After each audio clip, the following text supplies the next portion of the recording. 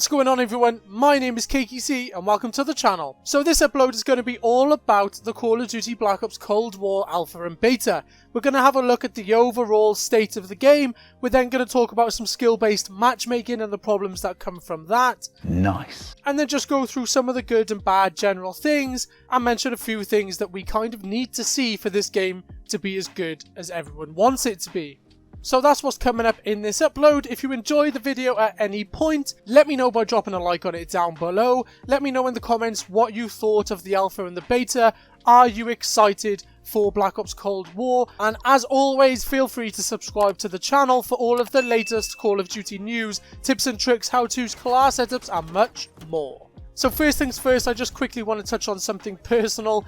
I have been doing everything this week on my mobile or cellular data hotspot. My internet has been down for going on now 11 days, so everything that I've done has been via 4G, and this has meant pretty much every part of my process apart from editing has been affected. I can't make thumbnails, I can barely play the game, I can't upload, I can't download, so this week has been pretty difficult, but hopefully this will be fixed and I can get back to uploading as much as I can. So let's get down to business and talk about the Black Ops Cold War Beta and Alpha. So before we get into any specifics, my biggest problem is the fact that they did actually do an alpha and a beta.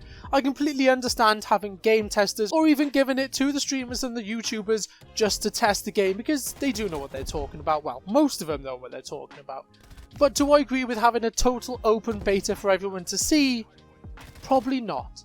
As a long-standing Call of Duty fan, some of the best moments I had were getting a game at the midnight release and then jumping on and just experiencing everything that they had been working on for the past year or two in one go. But now we've lost all of that. We watched streamers play it, they revealed it, and I know that's the modern day route of all these marketing strategies, but it just hasn't got the same hype to it. If you think back to Modern Warfare 2, Black Ops 2, even COD 4, they were almost like a mystery. But then as soon as it hit the 11th of November or whenever the game was released, the whole new world of this game opened up.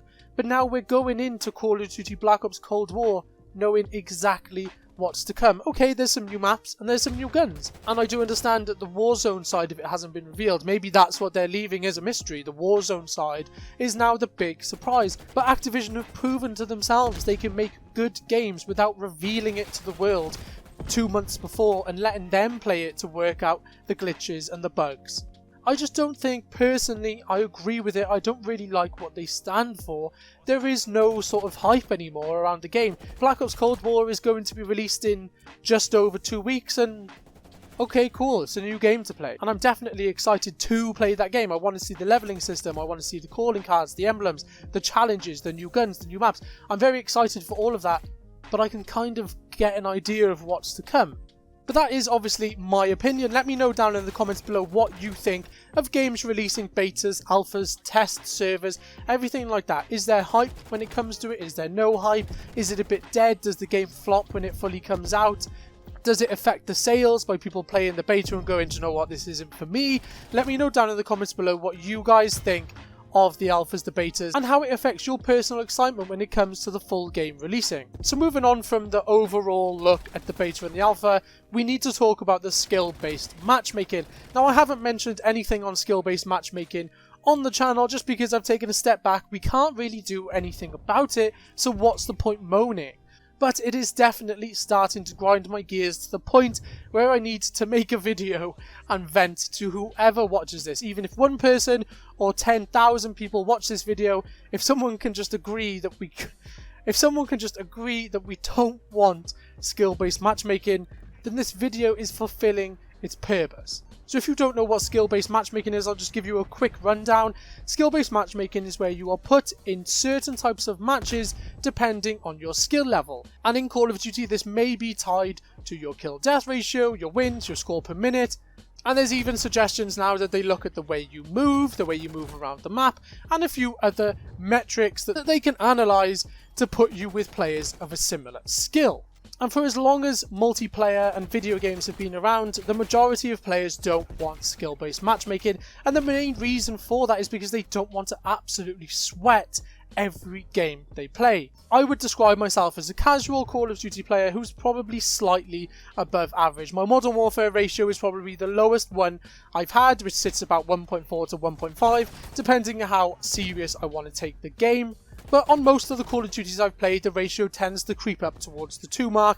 World War II was the last Call of Duty game I played a lot, and yes, the skill-based matchmaking either wasn't in there, or it wasn't as strong, and my ratio was well above 2. But for me, the problem is, okay, my ratio is 1.5 in Modern Warfare. I don't want to have to sit down after a long week at work or a hard day and have to slide cancel, dead silence, MP5, no stock, M4, whatever the sweatiest class is. I don't want to be running that all the time. I don't mind jumping on Warzone with a few friends and going hard and sweating, and I also want to have fun. Skill-based matchmaking completely takes that aspect of the game out, and essentially for myself, and I know a lot of people agree with it, skill-based matchmaking takes the fun away from the game. I'm not saying that every game after game, I just want to keep stomping on people. That's also not fun. You do need to have some form of challenge, and that's why ranked plays have always been good. Why they have put the same sort of level of skill-based matchmaking in the public games, I was confused for a long time. But there has been some information brought out about Activision and a patent they applied for before the life cycle of Modern Warfare, which basically goes into detail the aims of what they want to do behind skill-based matchmaking and how they've managed to monetize the system. Without going into too much detail, without pulling up the patent itself and going through boring patent applications and stuff like that, basically, if you are a good or above average player and you buy stuff from the in-game store, they will put you against the lower skilled players so that when you then inevitably beat the lower skilled players, they automatically think that it's probably the gun that you have bought or the gun that you have unlocked through buying tier skips in the battle pass that is making you better and not your general base skill. So what does the lower skilled player then do? They then go out and buy the tier skips, or they buy that pack which has that gun in, and then in turn they expect to be as good as the good player that they saw. So that is the general idea. Again, like I said, I'm not going to go into too much detail. There's plenty of good videos out there if you want to just type in skill-based matchmaking patent application or skill-based matchmaking patent, and you'll find an array of videos from some pretty big YouTubers that go into detail on this topic. The skill-based matchmaking in Black Ops Cold War seems to be pretty strong. It seemed much stronger in the alpha than it was in the beta. Are they listening? I'm not quite sure. My beta experience was extremely varied. I've got 2 clips on my computer taken minutes apart. The one clip where I went a negative ratio, which is quite rare for me in Call of Duty. If I'm not going positive, at least I can try and hold my own. But I was going negative on Moscow, and then literally the next game I queued up for and played when it kicked me out of that lobby and I started again, and that process starts again and so on. I then got the clip that you are watching on screen here where I think I got 67 kills in a game. I went from having 12 kills and 17 deaths to then having 67 kills and like 17 deaths, or whatever the score I get in this video. So how does that make any sense? It's almost like they turned the skill-based matchmaking up a little bit too much for me.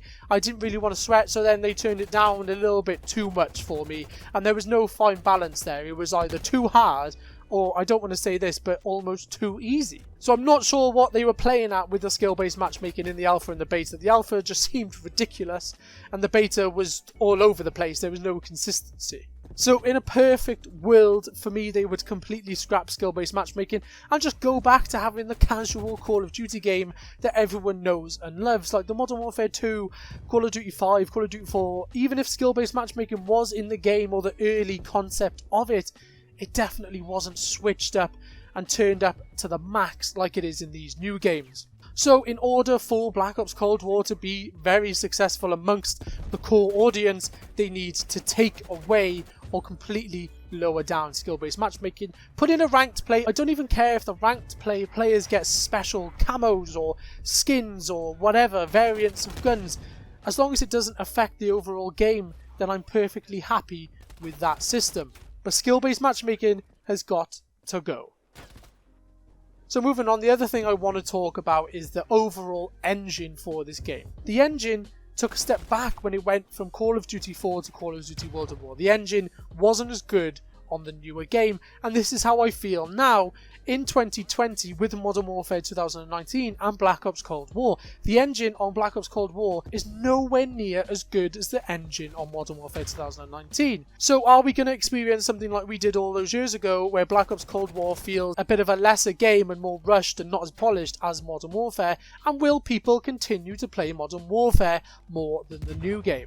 Which obviously time will tell. The one thing I wanted to talk about on that note is that I hope they do not take away Verdansk Warzone. I don't know what they've got up their sleeve with integrating the two war zones. I know that they've said they're going to integrate Warzone and you can use the old guns, the new guns, the skins, whatever, but I hope they do not take away Verdansk and the Modern Warfare engine. In an ideal world, I would like them to make a new Warzone map for Black Ops Cold War, where you can still use the guns, but it runs off the Black Ops Cold War engine, and that they keep Verdansk running on the Modern Warfare 2019 engine. So I hope that they follow that and they don't convert Verdansk onto some weird Call of Duty Black Ops Cold War engine. And then finally, I know this video is starting to get a little bit lengthy now, but the game seems okay. I'm not massively excited for it. Will I play the shit out of it just because I'm a huge Call of Duty nerd?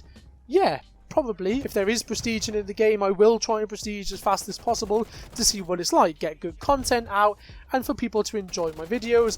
But again, will I enjoy the process of making the videos more than the actual game? Time will obviously tell. But the game is looking okay. The maps seem pretty good. The maps seem slightly better than the Modern Warfare 2019 maps. There's a little bit less sort of safe zoney, camper friendly. They seem a little bit faster paced, and you can get some good games going. The games seem competitive. Obviously there is skill-based matchmaking, so they're obviously going to be competitive, but the way the maps are designed, they seem pretty good. The 3-lane system seems to be working well. The maps seem good. The guns seem okay, but that all again comes down to the engine just not being as good as the Modern Warfare 2019 engine. So guys, that's kind of everything that I wanted to rant about concerning the Call of Duty Black Ops Cold War Alpha Beta and leading up to its full release now in less than 2 weeks. And on that note, I would love to hear what you guys think of the Alpha and Beta. If you've had time to play it, let me know what you thought down in the comments below. Are you excited for it? Are you not excited for it? Do you agree with some of the stuff that I mentioned? Do you not agree with some of the stuff? Do you want skill-based matchmaking to be in the game?